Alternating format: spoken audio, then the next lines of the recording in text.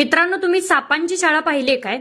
तुम्ही पाहिली असतील ते कदाचित विद्यार्थी शाळेत पुस्तकी ज्ञान घेताना, पण साप हाताळताना आणि सापांचं संगोपन करताना कुठली शाळा पाहिली काय?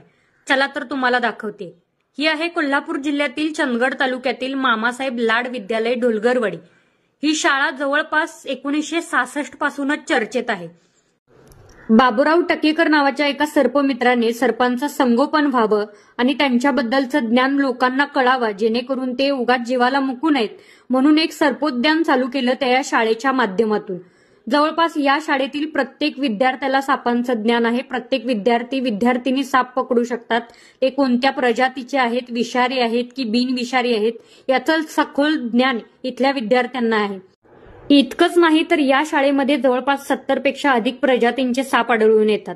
इथून विद्यार्थी जे शिक्षण घेऊन बाहेर पडतात ते फक्त पुस्तकी ज्ञानाचं नाही, तर प्रत्येक विद्यार्थी हा सर्पमित्र बनून बाहेर पडतो। कधी जर वेळ मिळालाच तर कोल्हापूर जिल्ह्यातील चंदगड तालुक्यातील मामासाहेब लाड विद्यालय ढोलगरवाडी या ठिकाणी नक्की भेट द्या आणि महाराष्ट्रातील एकमेव सापांची शाळा पहा। असे आमचे दररोजचे नवनवीन व्हिडिओ पाहण्यासाठी आमचा लोकसंवाद लाईव्ह यूट्यूब चॅनल लाईक आणि सबस्क्राईब करा।